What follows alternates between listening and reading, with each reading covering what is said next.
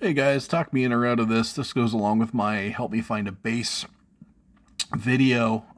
This is the Fender Squier Sonic in California Blue. It's only 319 Canadian, which is pretty cheap.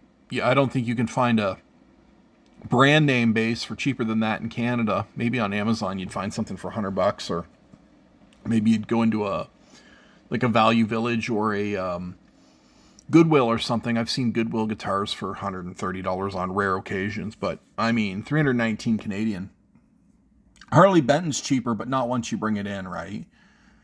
You grab up a Harley Benton and ship it and pay all that brokerage duty, highway robbery, government highway robbery red tape, then you're about at that price with the Harley Benton. And I've been tempted to buy a kit, one of the naked wood precision-based kits from Harley Benton, but I do want, I want to know that I have a true precision bass in the studio. That was the goal here.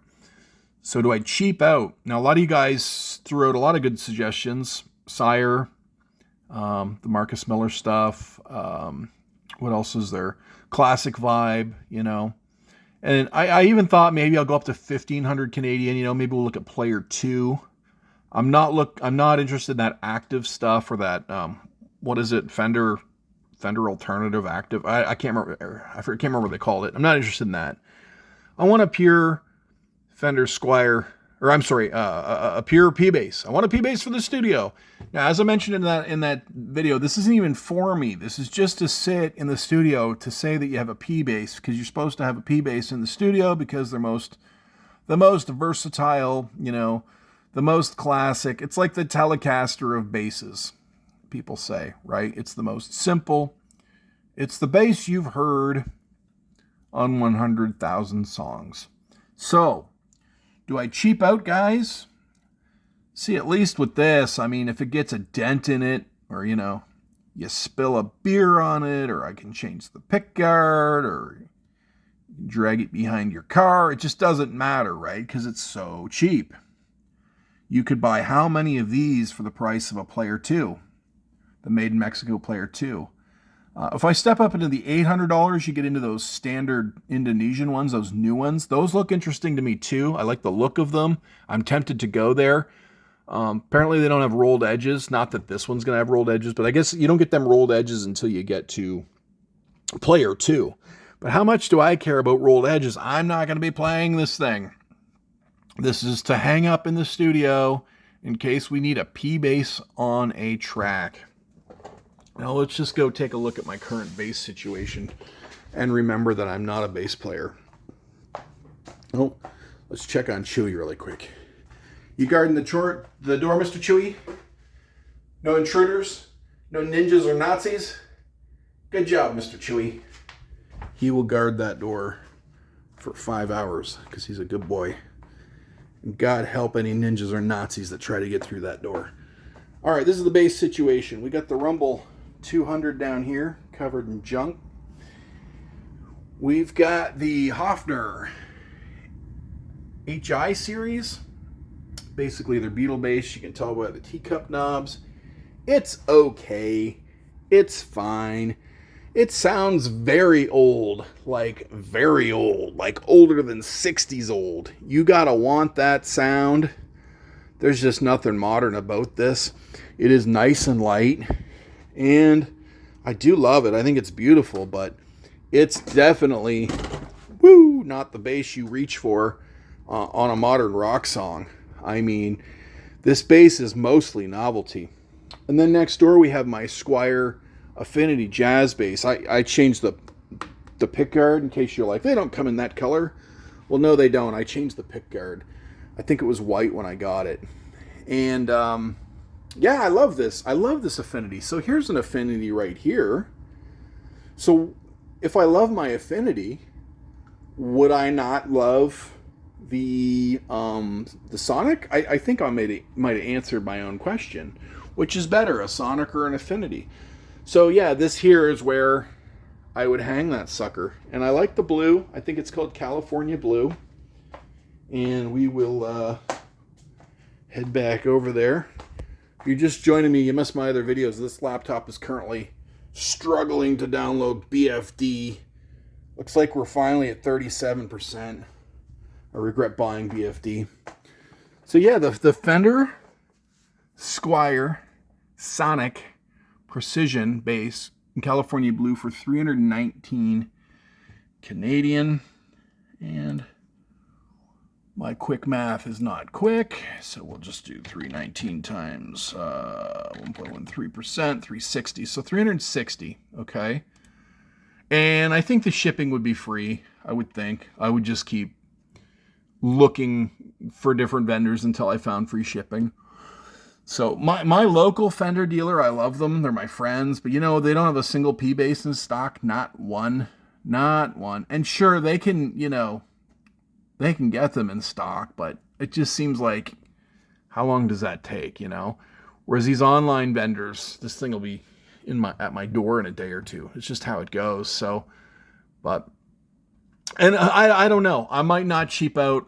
I might hit that $1,500 mark and go up into the Fender Player 2, get the rolled edges, a few more color variations. Not a lot, but a few more color variations. So, well, I'm asking you guys, I know you're going to have opinions on this. Some of you guys are going to stick to your guns on the Sire. I know you are. You're going to say, hey, I told you Sire, do the Sire. And I'm asking, I'm like, okay, well, tell me why. Like, tell me why I shouldn't cheap out on this. Considering its use case, you know. Some of you guys are going to go classic vibe. Oh, that's the other thing too, is I wanted light. I've looked up a lot of weights for a lot of basses. It seems like they're either 11 pounds or they're 8.5.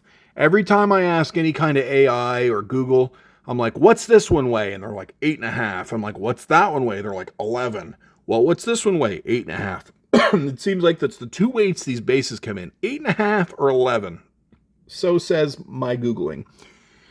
I wanted light. I got rid of that Mexican 2001 P bass because it sounded dull. It was heavy. It wasn't inspiring. I just didn't like that bass. It was not nice to play despite me having my dudes set it up.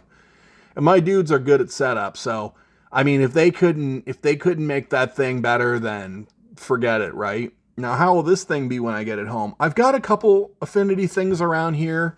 And sometimes I don't mind them naked, untreated maple necks. I'm a maple neck guy. You wouldn't know it from my collection, but I prefer the maple neck. Now the back of this here, this affinity Jazzmaster is that naked, right? I don't mind that. I don't mind the untreated baseball bat kind of feel, you know? And this one, of course, is very naked. And it's my preference. I like that a lot. And this one's not heavy. Not too bad, anyway. I don't know what it would be. It's heavier than a guitar, for sure. But it's not too bad. And for the price of these things, I mean, I could take the pickguard out and I could route some more wood out, or I could try to, you know, shave some weight off in the body, I guess. But you don't want to get into that neck dive, you know, those neck dive issues if you start messing with the weight and the structural integrity of the guitars. But, well, that's my ramble, guys. I'm asking you again about basses, and you gave me a lot of good information. Some of you guys just threw out some, you know, like brand names, and I appreciated that. I do think I'm going to go Fender or Squier. Although, if I start seeing those Sire Marcus Miller stuff, if I start seeing that Marcus Miller stuff in stores, then you know I'm going to try it, right? It's just that I'm more of a traditionalist. I like the 3 knobs, and when I see that Marcus Miller stuff, it's like 5 knobs down there. I'm like, what the heck does all that stuff do? I'm not trying to tune in satellite radio here. I just want a P bass, right? So that's one of the things about the Sire Marcus Miller is there seems to be a lot of knobs on them, but I'm sure they make one on a 2 knob. But well, thanks very much, guys. I know you'll chime in. You guys always do. Let me know. Do I cheap out on this? Do I just cheap out? I mean, for those price, I can buy 2 of them. Smack them together. You know what I mean? Like, that's cheap, right? Or do I aim higher? Do I go 800 to the Indonesian standard? Or do I go 999 and get the first generation players that are still out there? Or do I hit the $1,200 mark and get into the Player 2? I think the Player 2 is at 1,200 Canadian. Or do I go 1,500 And that's when you get into a little higher end Fender, Mexican, you know, stuff that I'm actually probably not even into. So 1500 is probably out of the question. I'm just not even into it. But let me know, guys. Is there any reason I should not cheap out and buy this cheap bass? Thanks for watching.